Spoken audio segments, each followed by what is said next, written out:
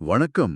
நாம இன்னைக்கு ராமேக்ஸ் daily Hindu editorial வொக்காப் குறிப்புகளோட ஆழமான பகுப்பாய்வுக்கு உங்களை வரவேற்கிறோம். ஆமா, வங்கி தேர்வுக்கு படிக்கிறவங்களுக்கு இது ரொம்ப பயனுள்ளதா இருக்கும். கண்டிப்பா. இப்போ நீங்க டெய்லி நியூஸ் பேப்பர்ல நிறைய ஆங்கில வார்த்தைகளை பார்க்கலாம். ஆனா அந்த வார்த்தைகளை எப்படி வாக்கியங்கள் பயன்படுத்துறாங்க, அதோட உண்மையான ஆழம் என்னன்னு புரிஞ்சுக்கிறது தான் உங்களோட வெற்றியை தீர்மானிக்கும். மூலக்கட்டுரையில ஒரு அருமையான வாசகம் கொடுத்திருக்காங்க. விடாமுயற்சி விஸ்வரூப வெற்றி. வங்கி தேர்வில் வெல்ல ஆங்கிலம் ஒரு தடை அல்ல, அது ஒரு ஆயுதம். மிகச்சரியான ஒரு வாசகம். இதை நீங்க ஒவ்வொரு நாளும் மனசுல வச்சுக்கணும். சரி, ரொம்ப நேரம் எடுத்துக்காம நேரடியா இன்னைக்கான பாடத்துக்குள்ள போயிடலாம். நிச்சயமா. இப்போ வங்கி தேர்வுகளை பொறுத்த வரைக்கும் பாத்தீங்கன்னா, ஆங்கில பகுதியில அதிக மார்க் வாங்க இந்த இருமொழி முறை, அதாவது இங்கிலீஷ் அண்ட் தமிழ்னு பைலிங்குவல் முறையில வார்த்தைகளை கத்துக்கிறது உங்களுக்கு ஒரு பெரிய பலத்தை கொடுக்கும். சூழலை, அதாவது கான்டெக்ஸ்ட புரிஞ்சுக்கிட்டு படிக்கிறது தான் நீண்ட காலத்துக்கு உங்க ஞாபகத்துல இருக்கும். முக்கியமா ரீடிங் காம்ப்ரிஹென்ஷன், க்ளோஸ் டெஸ்ட் மாதிரியான பகுதிகளில் இந்த அணுகுமுறை தான் உங்களுக்கு கை கொடுக்கும். சரி, இதை விரிவாக பார்ப்போம் இன்னைக்கு. நாம பார்க்க போற முதல் தலையங்கம் ரொம்பவே சோகமான ஆனா அதிர்ச்சியான ஒரு நிகழ்வை பத்தினது. ஒரு கலப்பட பால் விபத்து. ஆமா, ரொம்ப துயரமான ஒரு விஷயம். இத பத்தி நியூஸ் பேப்பர் எப்படி ஆரம்பிக்கிறாங்கன்னு பார்க்கிறது சுவாரஸ்யமா இருக்கு. பால் கெட்டு போச்சுன்னு சாதாரணமா சொல்லாம அந்த பால் கண்டாமினேட்டட் அப்படின்னு சொல்றாங்க. கரெக்ட். அதாவது அது வெறும் அழுக்கு இல்ல, ஏதோ ஒரு நச்சுப் பொருள் கலந்து மாசுபடுத்தப்பட்டிருக்கு அப்படிங்கிற தீவிரத்தை அந்த முதல் வார்த்தையே நமக்கு உணர்த்திடுது. மிகச்சரியான கவனிப்பு. கண்டாமினேட்டட் அப்படிங்கிறது ஒரு ரசாயனமோ இல்ல கிருமியோ கலந்து பயன்படுத்த முடியாத அளவுக்கு மாசுபடுறத குறிக்கும். இந்த விபத்துல எத்திலீன் கிளைகால்ங்கிற ஒரு கொடிய நச்சுப்பொருள் கலந்திருக்கு. இப்படி ஒரு மோசமான நிகழ்வு நடந்த உடனே அரசாங்கத்தோட அமைப்புகள் விழித்துக்குது. இதத்தால் தலையங்கம் ரெகுலேட்டரி அமைப்புகளுக்கு விடப்பட்ட எச்சரிக்கைன்னு சொல்லுது. ஓ, அதாவது ஒழுங்குமுறை சார்ந்த அமைப்புகள், சரிதானே? ஆமா, எக்ஸாக்ட்லி. பேங்க் எக்ஸாம்ல இந்த ரெகுலேட்டரி பாடிஸ் அப்படிங்கிற வார்த்தையை நம்ம அடிக்கடி பார்ப்போம். ஆர்பிஐ, செபி மாதிரியான அமைப்புகளை குறிக்க இது பயன்படும். ஆனா இந்த விபத்தோட கோரம் அதோட முடியல. அடுத்தவங்க பயன்படுத்துற வார்த்தை டோல். டோல். இந்த வார்த்தையை நான் சுங்கச்சாவடிகள்ல பார்த்திருக்கேன். ஆனா இங்க உயிரிழப்பு எண்ணிக்கை அப்படிங்கிற பொருள்ல வந்திருக்கு. டெத் டோல் அப்படின்னு சொல்லும்போது அதோட அழுத்தம் இன்னும் அதிகமாகுதுல்ல? கண்டிப்பா. விபத்துகள்லயோ இல்ல பேரிடர்கள்லயோ ஏற்படுற உயிரிழப்புகளோட எண்ணிக்கையை குறிக்க டோல் அப்படிங்கிற வார்த்தை மிகச்சரியா பொருந்தும். கரெக்ட். இந்த மரணங்களுக்கு காரணமானவங்க மேல போலீஸ் நடவடிக்கை எடுக்குது. சட்ட நடவடிக்கைகளை பத்தி பேசும்போது அவங்க குறிப்பிட்ட சட்ட பிரிவுகளை இன்வோக்ட் செய்தார்கள்னு கட்டுரை சொல்லுது. இன்வோக்டு பயன்படுத்தினார் அல்லது பிரயோகித்தார் அப்படிங்கிறது தானே இதோட அர்த்தம்? ஆமா, அதேதான். The police invoked sections 103 and 15 அப்படின்னு படிக்கும்போது சட்டத்தை ஒரு ஆயுதமாக கையில எடுக்கிற மாதிரி ஒரு ஃபீல் வருது. இதுக்கு பிறகு வர்ற ரெண்டு வார்த்தைகள் எனக்கு எப்போதுமே கொஞ்சம் குழப்பத்தை தரும். சொல்லுங்க, என்ன வார்த்தைகள் அது? போலீஸ் அந்த வியாபாரி மேல கல்பபிள் ஹோமிசைட் அப்படிங்கிற பிரிவுல கேஸ் போட்டிருக்காங்கன்னு கட்டுரை சொல்லுது. இந்த ரெண்டு வார்த்தைகளுக்கும் உள்ள சட்டப்பூர்வமான நுணுக்கம் என்ன? இது வங்கித் தேர்வுகள்ல லீகல் பேசேஜஸ்ல அடிக்கடி கேட்கிற ஒரு பகுதி. ஹோமிசைட் அப்படின்னா கொலை. ஒரு மனுஷனை இன்னொரு மனுஷன் கொல்றது. ஓகே. ஆனா அதோட சேர்ந்திருக்க கல்பபிள் அப்படிங்கிற வார்த்தை குற்றவாளியான அல்லது தவறு செய்த அப்படிங்கிற பொருளை தரும். புரியுது. அதாவது அந்த வியாபாரி வேணும்னே கொலை செய்ய பிளான் பண்ணலைனாலும் அவரோட மிக மோசமான செயலால ஒரு மரணம் நடந்திருக்கு, அதனால அவர் குற்றவாளி தான் அப்படிங்கறத கல்பபிள் ஹோமிசைட்ங்கிற பதம் ரொம்ப துல்லியமா சுட்டி காட்டுது. வாவ், அருமையான விளக்கம். மர்டர் அப்படிங்கிற வார்த்தைக்கு பதிலா இதை ஏன் பயன்படுத்தினாங்கன்னு இப்போ நல்லா புரியுது. அதே சமயம் பத்திரிகையாளர்கள் தங்களை சட்ட ரீதியா பாதுகாத்திக்க எப்போதுமே ஒரு வார்த்தையை பயன்படுத்துவாங்க. ஆமா, அலெஜிட்லி. கரெக்ட். அலெஜிட்லி, அதாவது கூறப்படுவது போல் அல்லது குற்றம் சாட்டப்படுவது போல் கோர்ட்ல நிரூபிக்கப்படுற வரைக்கும் எதையும் உறுதியா சொல்ல முடியாதுங்கிறதால பயன்படுத்தப்படுற முக்கியமான வார்த்தை இது வந்திருக்காரு.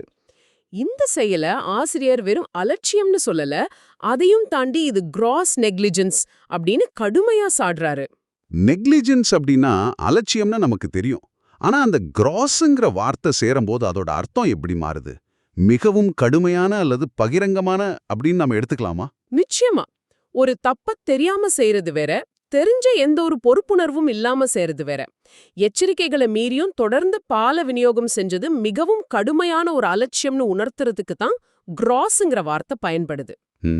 பேங்க் எக்ஸாம் க்ளோஸ் டெஸ்ட்ல கிராஸ் மிஸ்கண்டக்ட் அப்படிங்கிற வார்த்தை அடிக்கடி வரும். ஆனா இவ்ளோ தூரம் வியாபாரிகளை குறை சொன்னாலும் சிறு வியாபாரிகள் மேல ரொம்ப கடுமையான கிரிமினல் நடவடிக்கைகளை எடுக்கிறது சில நேரங்கள்ல கவுண்டர் ப்ரொடக்டிவ் ஆகிடும்னு கட்டுரையாளர் முடிக்கிறாரு. வியாபாரிகளை மொத்தமா அழிச்சிட்டா பால் விநியோகமே பாதிக்கப்படும்னு அவர் பார்க்கறாரு. ஆமா, ஒரு பேலன்ஸ் தேவைப்படுது. சரி, இப்போ கட்டுரையின் அடுத்த பகுதிக்கு செல்வோம். பால் அப்படிங்கிறது நம்ம வீடுகள்ல அன்றாடம் பயன்படுத்தப்படுற ஒரு ஸ்டேப்பிள் அப்படின்னு ஆசிரியர் குறிப்பிடுறாரு. ஸ்டேப்பிள் அப்படின்னா அத்தியாவசிய உணவு அல்லது முதன்மையான பொருள். அப்படிப்பட்ட ஒரு பொருள்ல நச்சு கலக்கிறது அதிர்ச்சியா இருக்கு. இதுக்கு காரணமான அந்த எத்திலீன் கிளைகால் ரசாயனத்தை பத்தி சொல்லும்போது அது இந்த நாட்டுல இன்ஃபேமஸ் ஆயிடுச்சுங்கிறாரு. கெட்ட பெயர் எடுத்த அல்லது மோசமான புகழ்பெற்ற ஒரு விஷயத்தை குறிக்க இன்ஃபேமஸ் அப்படிங்கிற வார்த்தை பயன்படுத்தப்படும். அந்த ரசாயனத்தோட லித்தாலிட்டி அப்படிப்பட்டது. லித்தாலிட்டினா அதோட மரணகரமான தன்மை, சரியா? ஆமா, மிகச் சிறிய அளவு உள்ளே போனா கூட உயிரை பறிக்கக்கூடிய கொடிய தன்மை அது.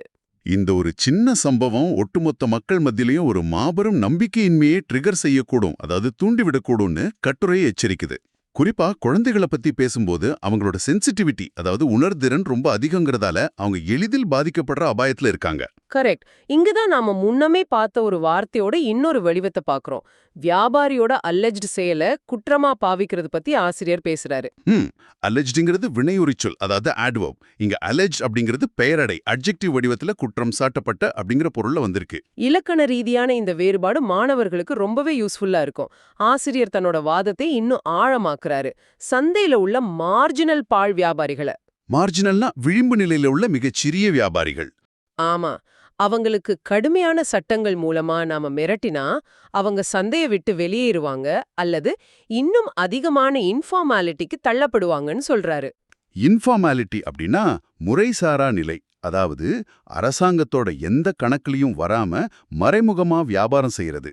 இங்க சுவாரஸ்யமான விஷயம் என்னவென்றால், சட்டத்தை கடுமையாக்குறது எப்படி பாதுகாப்ப கொலைக்கும்னு விளக்குற அந்த ஒரு வார்த்தை தான். அதுதான் பாரடாக்சிக்கலி, முரண்பாடாக. அதாவது நாம ஒன்ன பாதுகாப்புக்காக செய்றோம், ஆனா முரண்பாடா அதுவே பாதுகாப்ப கேள்விக்குறியாக்குது. ரீடிங் காம்ப்ரிஹென்ஷன் பத்திகள்ல இந்த பாரடாக்சிக்கலிங்கிற வார்த்தை வரும்போது ஆசிரியர் தன்னோட கருத்தை நேர்மாறா திருப்புறாரு அப்படிங்கறத மாணவர்கள் சட்டுன்னு புடிச்சுக்கணும். இல்லனா அந்த ஒட்டுமொத்த அமைப்பையுமே அதை அண்டர்மைன் செஞ்சிடும், அதாவது சிதைத்து விடும் அல்லது வலுவிழக்க செய்துவிடும். மிக அருமையான குறிப்பு. அடுத்து நாம பார்க்க போறது விதிமுறைகள் மற்றும் தீர்வுகள் பத்தின வார்த்தைகள்.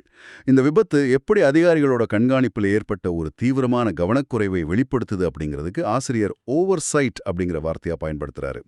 ஆமா, ஓவர்சி அப்படின்னா கண்காணிக்கிறது, ஆனா ஓவர்சைட் அப்படின்னா ஏதோ ஒண்ணு கவனிக்க தவறியது அப்படிங்கிற முரண்பாட்டை மாணவர்கள் புரிஞ்சுக்கணும். இது பலமுறை தேர்வுகள்ல மாணவர்களை குழப்புற வார்த்தை. நல்ல வேளையே அதை தெளிவுபடுத்துனீங்க. உணவு பாதுகாப்பு ரெகுலேஷன்ஸ், அதாவது விதிமுறைகளோட முக்கியத்துவத்தை நம்ம எவ்வளவோ பேசிட்டோம். அதை பத்தி எவ்வளவு பேசினாலும் அது ஓவர் ஸ்டேட்டட் ஆகாதுன்னு ஆசிரியர் சொல்றாரு. எதையாவது அளவுக்கு அதிகமாகவோ இல்ல மிகைப்படுத்தியோ கூறுவதை குறிக்கும் வார்த்தை தான் ஓவர்ஸ்டேட்டட். உணவு பாதுகாப்பை பத்தி எவ்வளவு எச்சரிச்சாலும் அது மிகைப்படுத்தப்பட்டதாகாது. உண்மைதான்.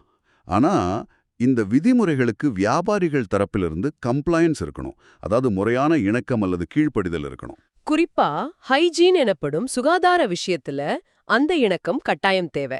முறைசாரா விநியோக சங்கிலிகள்ல சுகாதார ஆய்வுகள் கிட்டத்தட்ட முற்றிலுமாகவே இல்ல. இதை சரி செய்ய அரசாங்கம் சப்சிடைஸ்ட் பரிசோதனை கருவிகளை வழங்கலான்னு ஒரு தீர்வு சொல்றாங்க.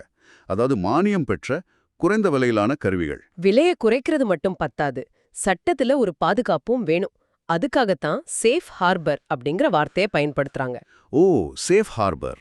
இது சட்ட ரீதியான ஒரு பாதுகாப்பு வளையம். அதாவது பால் வியாபாரிகள் தங்கள் பால்ல தவறுதலா ஏதேனும் நச்சு கலந்திருக்கிறத முன்கூட்டியே அரசாங்கத்துக்கிட்ட தெரிவிச்சா அவங்க மேல கடுமையான கிரிமினல் நடவடிக்கை எடுக்காம இருக்கிறதுக்கான ஒரு பாதுகாப்பு விதி இது. ஆஹா. பேங்க்ஸ் தங்களோட கஸ்டமர்ஸ்க்கு சில சலுகைகள் அல்லது பாதுகாப்புகள் வழங்குறத விவரிக்க இந்த சேஃப் ஹேபர் வார்த்தையை பயன்படுத்தினதை நான் பார்த்திருக்கேன். ஆமா, அதேதான். இப்படி ஒரு பாதுகாப்பு இருந்தா அது முன்கூட்டியே தகவல்களை டிஸ்க்ளோசர் செய்ய, அதாவது வெளிப்படுத்த மக்களை ஊக்குவிக்கும். இது அதிகாரிகளுக்கு சரியான நேரத்துல நடவடிக்கை எடுக்க உதவும். ஆனா இது எல்லாத்தையும் விட முக்கியமானது என்ஃபோர்ஸ்மெண்ட், அதாவது சட்டத்தை நடைமுறைப்படுத்துதல். சட்டம் வெறும் காகிதத்துல இருந்தா பத்தாது, அத களத்துல அமல்படுத்தணும். கரெக்ட். அப்படி சீரா நடைமுறைப்படுத்தினா தப்ப செஞ்சுட்டு தப்பிச்சுக்கலாம் அப்படிங்கிற எண்ணம் நெக்லிஜிபிள் ஆகிடும், அதாவது மிகவும் சிறிய அளவாக அல்லது புறக்கணிக்கத்தக்க அளவாக குறைஞ்சிடும். இறுதியா ஒரு ஒழுங்குமுறை அமைப்பு விதிமீறல்களை ரிலையபிலி, அதாவது மிக நம்பகத்தன்மையுடன் கண்டுபிடிக்கும் போதுதான் அது சாத்தியமாகும். சரியா சொன்னீங்க. இப்ப நாம தண்டனைகள் பத்தின பகுதிக்கு வந்துட்டோம். உணவு பாதுகாப்பு விதிமுறைகள்ல ஏற்படுற வயலேஷன்ஸ், அதாவது மீறல்களை சரியான நேரத்துல கண்டுபிடிக்கிறது தான் அடிப்படை நோக்கமா இருக்கணும். அப்படி மீறவங்க மேல தகுந்த அபராதம் அல்லது தண்டனையை இம்போசிங் செய்யறது ரொம்ப பலனளிக்கும். இம்போசிங் அப்படின்னா திணித்தல் அல்லது விதித்தல். இப்படி அவங்க மேல விதிக்கப்படுற அந்த தண்டனை நடவடிக்கைகளை தான் சாங்ஷன்ஸ் அப்படின்னு சொல்றோம். ம் குற்றம் சாட்டப்பட்டவங்க மேலான இத்தகைய விரைவான தண்டனைகள் மத்தவங்க அதே தப்ப செய்யறத தடுக்கும் ஒரு டெட்டரண்டா மாறும். இந்த டெட்டரண்ட் வார்த்தை எனக்கு ரொம்ப பிடிக்கும். ஒரு தப்பு நடக்காம முன்கூட்டியே தடுக்கிற ஒரு எச்சரிக்கை உணர்வு அது. நம்மகிட்ட ரொம்ப ஸ்ட்ரிஞ்சென்ட்டான, அதாவது கடுமையான சட்டங்கள் இருக்கலாம். ஆனா அதை சீரா நடைமுறைப்படுத்தலனா எந்த பலனும் இல்ல. ஆமா, இறுதியில இந்த கடுமையான குற்றச்சாட்டுகள் கோர்ட்ல நிரூபிக்கப்பட்டு கன்விக்ஷன்ஸா மாறணும். மிகச்சரி. கன்விக்ஷன்ஸ் அப்படின்னா சட்டப்படி குற்றவாளி என நிரூபிக்கப்பட்டு வழங்கப்படும் தண்டனை தீர்ப்புகள். வெறும் குற்றச்சாட்டு பதிவு செய்யறதோடு நின்னுடாம அது தண்டனையா மாறினா மட்டும்தான் சட்டத்தின் மேல பயம் இருக்கும். கண்டிப்பா. இந்த தலையங்கத்தோட இறுதி வார்த்தையா அரசாங்கம் தனது விதிமுறைகளை ரீடெயின் செய்ய வேண்டும், அதாவது தக்க வைத்துக் கொள்ள வேண்டும்னு முடிக்கிறாங்க. ரீடெயின்ட், தக்க வைத்தது. இந்த வார்த்தை எனக்கு இன்னொரு சுவாரஸ்யமான செய்தியை ஞாபகப்படுத்துது. இந்த சோகமான செய்தியிலிருந்து கொஞ்சம் மாறி ஒரு உற்சாகமான விளையாட்டு செய்திக்கு செல்வோம். சமீபத்துல நம்ம கிரிக்கெட் டீம் ICC T20 உலகக்கோப்பைய தக்க வச்சுக்கிட்டாங்க, அதாவது ரீடெயின் செஞ்சாங்க இல்லையா? அந்த வெற்றியை பத்தின தலையங்க வார்த்தைகளை பார்ப்போம். வாருங்கள். ஒரு கடுமையான சூழல்ல இருந்து விளையாட்டு பகுதிக்கு மாறுறது நம்ம மனசுக்கும் ஒரு புத்துணர்ச்சியை தரும். கிரிக்கெட் அணி பெற்ற அந்த வெற்றிய வெறும் வெற்றின்னு சொல்லாம அது ஒரு எம்ஃபாட்டிக் வெற்றி அப்படின்னு சொல்றாங்க. எந்த ஒரு சந்தேகத்துக்கும் இடமளிக்காத ஒரு தீர்க்கமான அல்லது உறுதியான வெற்றி. அந்த ட்ரயம்ஃப், அதாவது வெற்றியானது அந்த அணியோட திறமைக்கான ஒரு சான்றா அமைஞ்சது. உலகக்கோப்பை மாதிரி பெரிய தொடர்கள்ல வெற்றி பெறுவாங்கன்னு முன்கூட்டியே கணிக்கப்பட்ட ரொம்ப சாதகமாக கருதப்பட்ட அணிகள் கூட சில நேரங்கள்ல சறுக்கிடும். அதத்தான் ஃபேன்சி டீம்ஸ் அப்படின்னு ஸ்போர்ட்ஸ் பத்திரிகையாளர்கள் எழுதுறாங்க. இந்த ஃபேன்சிட் வார்த்தை விளையாட்டுகள்ல ரொம்பவே பிரபலம். ஆனா நம்ம டீம் ஜெயிச்சதுக்கு காரணம் அவங்களோட கன்சிஸ்டன்டான செயல்பாடுகள் தான். எந்த ஏற்ற இறக்கமும் இல்லாம ஒரே மாதிரியா சீரான முறையில விளையாடுனது தான் அவங்களோட பலம். கரெக்ட். 2024 பட்டத்துக்கு பிறகு அந்த T20 அணி ரொம்ப கணிசமா இவால்வ்ட் ஆயிருக்கு, அதாவது வளர்ச்சி அடைந்திருக்கு அல்லது பரிணாமம் அடைந்திருக்கு. அந்த பரிணாம வளர்ச்சிக்கு முக்கிய காரணம் அணியில உள்ள பர்சனல், அதாவது அணி உறுப்பினர்கள் அல்லது பணியாளர்கள். பிளேயர்ஸ்ல சில மாற்றங்கள் இருந்தாலும் கூட அணி ஒரு வலுவான கூட்டணியை உருவாக்குச்சு. பயிற்சியாளரோட பங்கு இதுல ரொம்ப முக்கியமானது.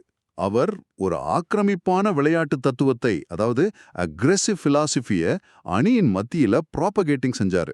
ப்ராபகேட்டிங் அப்படின்னா ஒரு கொள்கையை அல்லது சிந்தனையை பரப்புவது. பயிற்சியாளர் பரப்பிய அந்த அதிக அபாயகரமான தத்துவத்தின் கீழ் நம்ம பேட்டர்ஸ் ப்ராஸ்பர்ட் ஆனாங்களாம். ப்ராஸ்பர்ட் அப்படின்னா மிகச்சிறப்பான முறையில செழிப்படைந்தனர் அல்லது தங்களோட ஆட்டத்திறன்ல வெற்றிகரமா திகழ்ந்தனர். அவங்க ஆட்டம் செழிப்படைஞ்சதால தான் உச்ச போட்டியான இறுதிப் போட்டி வரைக்கும் அவங்க ஆதிக்கம் தொடர்ந்தது. ஆமா, இறுதிப் போட்டிய ஃபைனல் மேட்ச் அப்படின்னு சாதாரணமா சொல்லாம சமிட் கிளாஷ் அப்படின்னு எழுதுறாங்க. மலையோட உச்சி அப்படிங்கறத குறிக்கிற இந்த வார்த்தை போட்டியோட உச்சத்தை குறிக்க பயன்படுத்தின விதம் அருமை. அது மட்டும் இல்லாம போட்டியோட பாதியில அணியின் திங்க் டேங்க் மிகச் சிறப்பான உத்திகளை வகுத்துச்சு. திங்க் டேங்க் அப்படின்னா ஒரு அணிக்காக உத்திகளை வகுக்கும் சிந்தனை குழு அல்லது நிபுணர் குழு. அந்த நிர்வாகத்தோட அணுகுமுறை ரொம்ப ஃப்ளெக்சிபிளா இருந்தது. அதாவது சூழ்நிலைக்கேற்ப நெகிழ்வுத்தன்மையுடன் தங்களை மாத்திக்கிற தன்மையோட இருந்தது. எனவே இதன் முழு அர்த்தம் என்ன? விளையாட்டை பொறுத்த வரைக்கும் ஒரு அணியோட சிந்தனை குழு தங்களை எவ்வளவு தூரம் நெகிழ்வுத்தன்மையோட மாத்திக்க தயாரா இருக்காங்களோ அதுதான் ஆட்டத்தோட போக்கையே முழுமையா மாத்தும். நிச்சயமா. ஏன்னா போட்டியோட தொடக்கத்துல நம்ம அணியோட ஆரம்ப வரிசை வீரர்கள் கிட்ட ஒரு வல்னரபிலிட்டி இருந்தது, அதாவது ஒரு பலவீனம் அல்லது எளிதில் தாக்கப்படக்கூடிய நிலை. எதிரணி தலைவர்கள் அதை ரொம்ப சீக்கிரமா கண்டுபிடிச்சிட்டாங்க. அந்த எதிரிகளைத்தான் ரைவல் அப்படின்னு குறிப்பிடுறாங்க. எதிரி அல்லது போட்டியாளர். நம்ம பலவீனத்தை பயன்படுத்தி அவங்க கொடுத்த அச்சுறுத்தலை எதிர்கொள்றதுக்காக, அதாவது கவுண்டர் செய்யறதுக்காக நம்ம அணி ஆஃப் ஸ்பின்னர்களை பயன்படுத்துச்சு. விளையாட்டா இருந்தாலும் சரி, பேங்க் எக்ஸாமா இருந்தாலும் சரி, சவால்களை கவுண்டர் செய்யறது தான் வெற்றியோட முதல் படி. அதை தொடர்ந்து வந்த பின்னடைவுகளை சமாளிக்கும் திறனை குறிக்க கோப் அப்படிங்கிற வார்த்தை பயன்படுத்தப்பட்டிருக்கு. கோப் கடினமான சூழ்நிலையை கையாள்வது அல்லது சமாளிப்பது. அப்படி சமாளிச்சதால தான் அந்த கிரிக்கெட் அணி பின்னடைவுகள்ல மூழ்கிடாம அஃப்ளோட்டா நிலைத்திருந்தது. மீண்டும் வெற்றிக்காக கவனம் செலுத்துச்சு. ஒரு கட்டத்துல பேட்டர் ரொம்ப தடுமாறின போதிலும் அணி நிர்வாகம் அவர் மேல நம்பிக்கை வச்சு தொடர்ந்து அவருக்கு வாய்ப்பு கொடுத்தாங்க. அதத்தான் நிர்வாகம் பெர்சிஸ்டட் செஞ்சதுன்னு எழுதுறாங்க. பெர்சிஸ்டட் அதாவது விடாமுயற்சியுடன் தொடர்ந்து ஒருவரை ஆதரிப்பது அல்லது ஒரு செயலை தொடர்வது. அந்த நம்பிக்கை வீண் போகல. இறுதிப் போட்டியில் அவர் அடிச்ச அந்த அரை சதம் ரொம்ப வைட்டல்லா, அதாவது இன்றியமையாததாக இருந்தது. அதே போல அந்த போட்டியில விக்கெட் கீப்பரோட சிறப்பான ஆட்டம் ஒரு ரெவலேஷனா அமைஞ்சது. ரெவலேஷன் அப்படின்னா என்ன? ஏதோ புதிதாக ஒரு வியப்பூட்டும் கண்டுபிடிப்பு அல்லது வெளிப்பாடுன்னு சொல்லலாமா?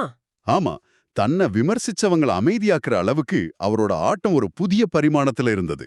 சரியா சொன்னீங்க. பேட்டிங் மட்டும் இல்லாம பந்து வீச்சும் அபாரமா இருந்தது. வேக பந்து வீச்சாளரோட பந்து வீச்சு ரொம்ப இன்சைசிவா இருந்தது. அதாவது மிக கூர்மையான அல்லது துல்லியமான பந்து வீச்சு. இதை எதிர்கொள்ள முடியாம சுழற்பந்து வீச்சுக்கு எதிரா பேட்டர்ஸ் ரொம்ப அக்ரெசிவா மாறினாங்க. அதாவது மிகவும் ஆக்கிரமிப்பா அல்லது அதிரடியா விளையாட தொடங்குனாங்க. ஆனா இது எல்லாத்தையும் தாண்டி நம்ம அடிதாங்க ரொம்ப ரெசிலியன்டானவங்க அப்படிங்கறத மீண்டும் ஒரு முறை நிரூபிச்சுது. ரெசிலியன்ட் அப்படின்னா வீழ்ந்தாலும் மீண்டும் எழும் தன்மை கொண்ட அல்லது விடாமுயற்சியுடைய அப்படின்னு பொருள். வண்டி தேர்வு மாணவர்களுக்கு இது ரொம்ப முக்கியமான ஒரு குணம். இப்போ இன்னைய தலையங்க வார்த்தைகளோட இறுதி மற்றும் 61வது வார்த்தை அவுட்ஃபிட்ஸ். இதோட அர்த்தம் அணி அல்லது ஒரு குறிப்பிட்ட குழு. ஆமா, நேபாளம் மாதிரியான சிறிய அவுட்ஃபிட்ஸ், அதாவது சிறிய அணிகள் கூட தங்களுக்கான ஒரு முத்திரையை பதிக்க தவறல அப்படின்னு கட்டுரை முடியுது. இங்க அவுட்ஃபிட்ஸ் அப்படிங்கிறது ஆடைகளை குறிக்காம ஒரு குழுவை குறிக்குதுங்கிறத மாணவர்கள் ரீடிங் காம்ப்ரிஹென்ஷன்ல தெளிவா புரிஞ்சுக்கணும். மிகச்சிறப்பு. ஒரு கலப்படப்பால் சோகத்துல தொடங்கி உலகக்கோப்பை வெற்றி வரைக்கும் இன்னைக்கு 61 வார்த்தைகளை அதோட சூழலோட ரொம்ப தெளிவா பார்த்துட்டோம். இப்போ நம்ம ஆழமான பகுப்பாய்வோட சுவாரஸ்யமான இறுதி பகுதிக்கு வந்துட்டோம். பகுதி 7, இன்றைய மரபு தொடர் அல்லது இடியம் ஆஃப் த டே. சொல்லுங்க. இன்றைய சிறப்பு மரபு தொடர் கோ த டிஸ்டன்ஸ். வாவ், மிக அற்புதமான ஒரு இடியம். இதுக்கான பொருள் என்னவென்றால், தடைகள் வந்தாலும் எடுத்த காரியத்தை முழுமையாக முடிப்பது. இதோட தோற்றம் ரொம்ப சுவாரஸ்யமானது. குத்துச்சண்டை மற்றும் மாரத்தான் மாதிரியான நீண்ட தூர விளையாட்டுகள்ல இருந்து இந்த வார்த்தை உருவானது. ஓஹோ. ஒரு குத்துச்சண்டை வீரர் 12 சுற்றுகளும் சோர்வடையாம நின்னா அவர் வென்ட் த டிஸ்டன்ஸ் அப்படின்னு சொல்வாங்க. வங்கி தேர்வுக்கு படிக்கிற நீங்களும் இதே கோ த டிஸ்டன்ஸ் மனநிலையோட இருக்கணும். இடையில எவ்ளோ சோர்வு வந்தாலும் தோல்விகள் வந்தாலும் இலக்கை அடையிற வரைக்கும் பின்வாங்க கூடாது. என்ன ஒரு ஊக்கமளிக்கும் விளக்கம். இது மாணவர்களுக்கு பெரிய உந்துதலா இருக்கும். இதோட நான் ஒரு சின்ன விஷயத்த சிந்திக்க தூண்ட விரும்புறேன். நாம இன்னைக்கு படிச்ச வார்த்தைகளை சற்று உற்று நோக்குங்க. ஒரே வார்த்தை, உதாரணமா கிராஸ், மிகவும் கடுமையான, அல்லது வைட்டல், இன்றியமையாத அப்படிங்கிற வார்த்தைகள் ஒரு கலப்பட பால் விபத்து மாதிரியான குற்றச்சம்பத்துல பயன்படும் போதும், ஒரு உலகக்கோப்பை வெற்றி மாதிரியான விளையாட்டுச் செய்தியில பயன்படும் போதும் எப்படி முற்றிலும் மாறுபட்ட உணர்வு தருதுங்கிறத கவனிங்க. கண்டிப்பா. வார்த்தைகளோட உண்மையான சக்தி அப்படிங்கிறது டிக்ஷனரியில இல்ல, அது அதோட சூழல்ல, அதாவது கான்டெக்ஸ்ட்ல தான் இருக்கு. இத நீங்க அடுத்த முறை நியூஸ் பேப்பர் படிக்கும்போது கட்டாயம் சிந்திச்சு பாருங்க. உங்களோட ஆங்கில அறிவு பல மடங்கு உயரும். உறுதியா. வார்த்தைகளோட பின்னணியில இருக்கிற கதைகளை புரிஞ்சுக்கிட்டா ஆங்கிலம் ஒருபோதும் தடையா இருக்காது. மூலக்கட்டுரையில் இருக்கிற இறுதிச் செய்தியான வங்கித் தேர்வில் வெற்றி பெற ஆங்கிலம் மிக முக்கியம். தினமும் எங்களோடு இணைந்து படியுங்கள், வெற்றி நிச்சயம் அப்படிங்கிறத மீண்டும் ஒருமுறை உங்களுக்கு நினைவூட்டுறோம். நிச்சயமா தொடர்ந்து படிங்க. தினசரி ஹிந்து நியூஸ் பேப்பர் எடிட்டோரியல் வார்த்தைகள், இலக்கண குறிப்புகள் மற்றும் வங்கித் தேர்வு வியூகங்களுக்கு ராமேக்ஸ் அகாடமியை ஃபாலோ மற்றும் சப்ஸ்கிரைப் பண்ணுங்க. தொடர்ந்து படிங்க, உங்க இலக்கை அடையுங்க. உங்க நேரத்துக்கு நன்றி. மற்றொரு ஆழமான பகுப்பாய்வுல உங்களை சந்திக்கும் வரை உங்களிடமிருந்து விடைபெறுகிறோம். வணக்கம்.